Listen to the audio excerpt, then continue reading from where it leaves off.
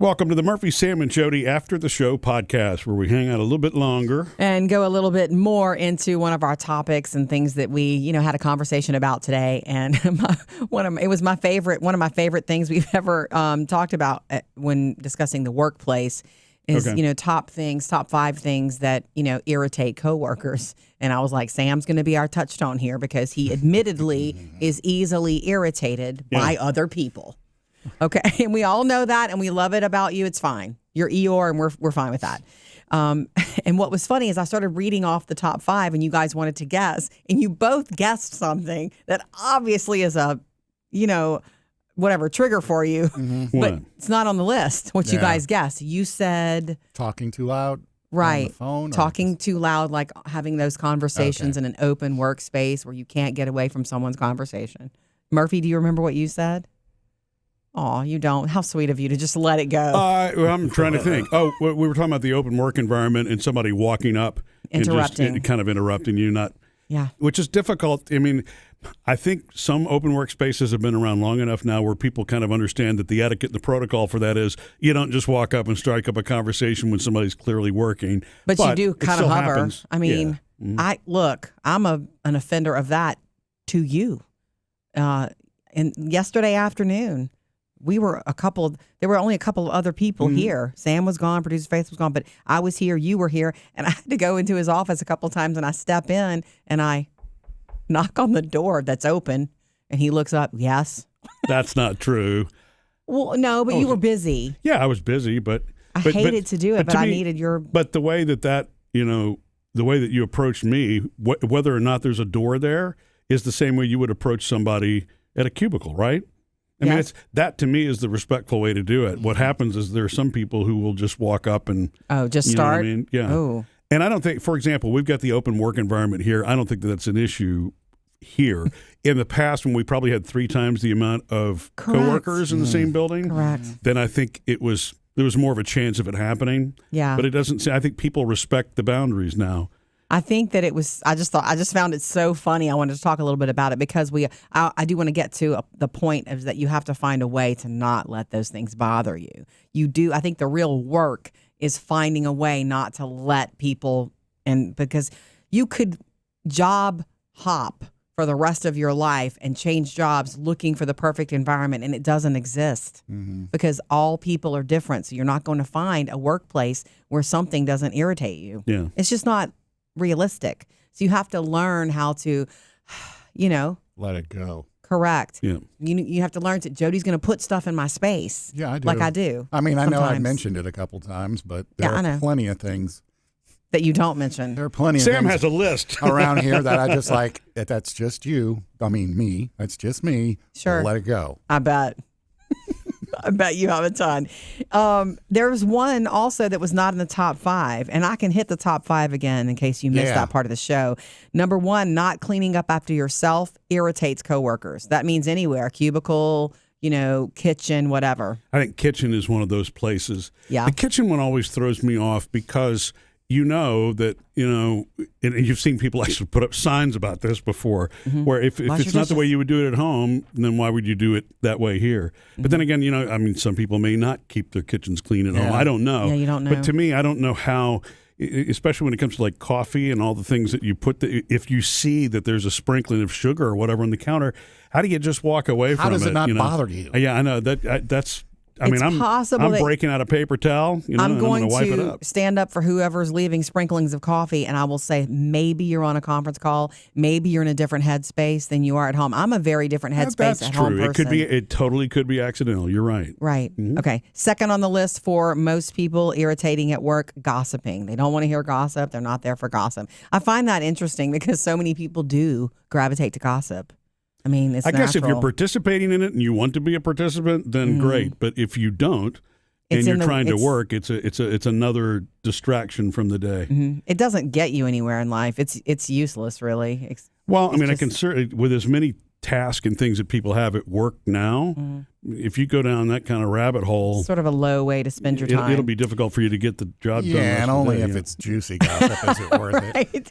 The third being inappropriate language. I think that's a time and place thing.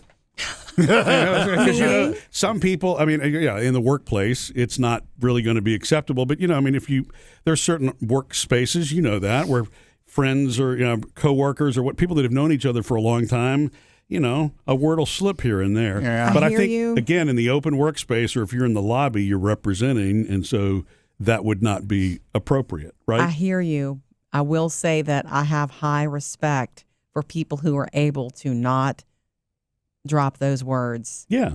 Because it does take maturity and restraint to not curse. Yeah. Especially when irritated at work. Oh, really? Yeah. And she points at me. Well, actually, No. that's probably even worse. If you're using inappropriate language and you're frustrated, that Correct. really doesn't help the work environment. I imagine, though, breaking this down, context, it's okay to maybe throw the words around when your camaraderie of someone that you're a coworker with and you're just expressing.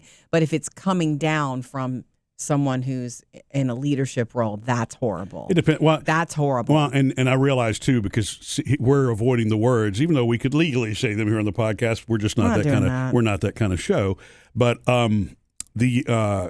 wait, Sam's like, we can say them. What? Wait, roll it back. Sam's saying, who decided this? This is about to get different. Now, when you say, so that language could be cursing, or it could be like, considered harassment. Sure. Exactly, right. There you go. There's so the we word. really haven't delineated. Harassment under any circumstances certainly not appropriate, okay. right? It's the occasional curse word, or the bombs that get dropped. Yeah, certain words like.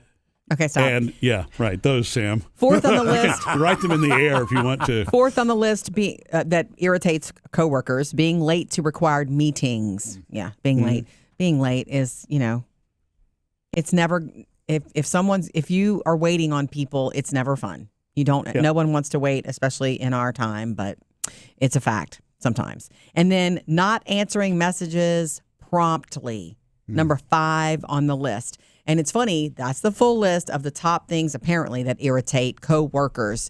But you mentioned one that wasn't in the top 5, Sam. Murphy, you mentioned one, and I had one in my brain.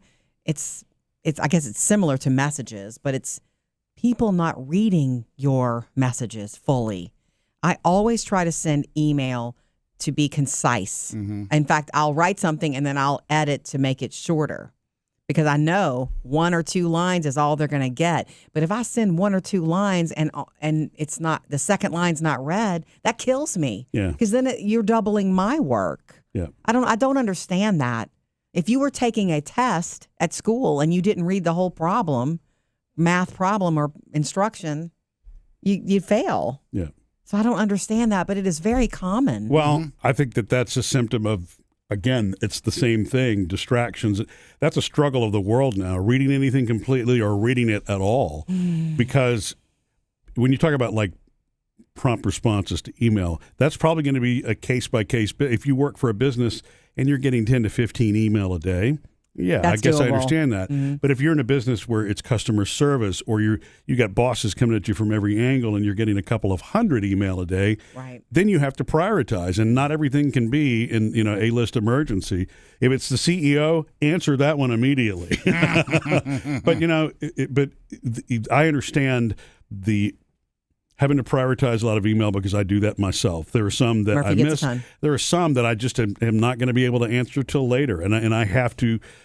You can't do it all at one time. But the long email, I'm guilty of that too. When I start going through, and I've got 50 or 60 email to go through, I mean, I'm going to miss Fast. something. Yeah. And I've even learned, when I'm sending email, you're talking about being concise. I do the same thing.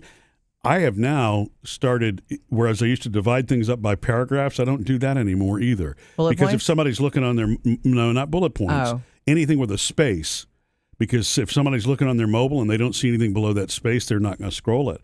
Right. So, yeah, I mean, if I use bullet points, it's going to be where it doesn't get, what do you call that, spaced or separated. But I do everything just in one, paragraph. Run-on now. sentence. Almost. I will say this too. I'm trying to get the most important thing out first in the first line now. Yeah. No more, hey, how you doing? Great to see you the other day. It's like, boom, I try to go right to the heart of the matter in company email. Murphy, you play with AI a lot. Is there do they have like AI? I guess they do have AI summaries, right? Like if you get one of those super long emails, you can just like. Well, so, I mean, if you've seen that in Google Gemini, if you use Gmail right now, it's built in there, and you can click on the right, and it will summarize if you want it to. You can click and I don't it off, too. I think you can turn that off now. Mm-hmm. But, I mean, obviously everybody's pushing out their AI. Copilot's been worked into all the Office 365 thing. I don't know that I've seen that yet in our company email where you can click for the summary. But, yeah, almost it's AI. It's just everywhere. Everybody's got some sort of little face or something you can click on that'll summarize or repurpose. Even in PowerPoint, if you were doing a presentation, you can have it do certain things for you. You can have it summarize a 47-slide PowerPoint. Man, that's handy. There we go. Right, exactly. Something will get missed, though, if you're only reading summaries, but it's nice. Yeah. It works in a workflow in certain ways. Sometimes the summary can help give you context, but what I will tell you about AI is it's like any new technology. It's fun. It can be used as a great tool. It is absolutely not 100% accurate. Mm-hmm. If you ask it to rewrite something, it's going to tend to be wordy. Even if you tell it not to Horribly be wordy. It's going to be wordy.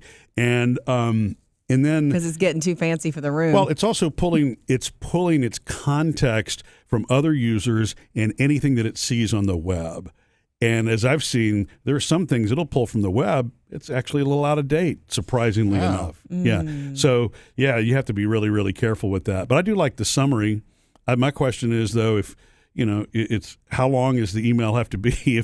If the email is that long that you need an AI summary, might be time to go face-to-face with that meeting, huh? Also, or like a call or something. It's true. Industry, too, because if you work at NASA and you want to hit AI, summarize this one. No. Right. You need all the numbers. Yes, correct. Exactly. Right. So, it's situational for sure. But going back to no matter what irritates you at work, there's nowhere you could work that would be perfect. Right. And you do have to. Even working at home is not going to be perfect, right? The cat's going to irritate you. Your neighbor is going to crank up his lawn more. Yeah. Like, so you do have to learn and just get better at understanding that you're going to move and bump into people. It's what it is. It's part of it. And you just got to be self-aware. Like, this is not this is his way of acting. I don't have to react to it. I don't have to let it under my skin. Correct. Yeah. That whole let them theory, which is a big deal. There's a book now. I think the author is Mel Robbins. It's called Let Them. If people want to do this, let them. Yeah. Stop letting it get under your skin. Yeah. That's true at work with things that irritate us all. Missed any part of the show? Get it all on the Murphy, Sam, and Jodi podcast.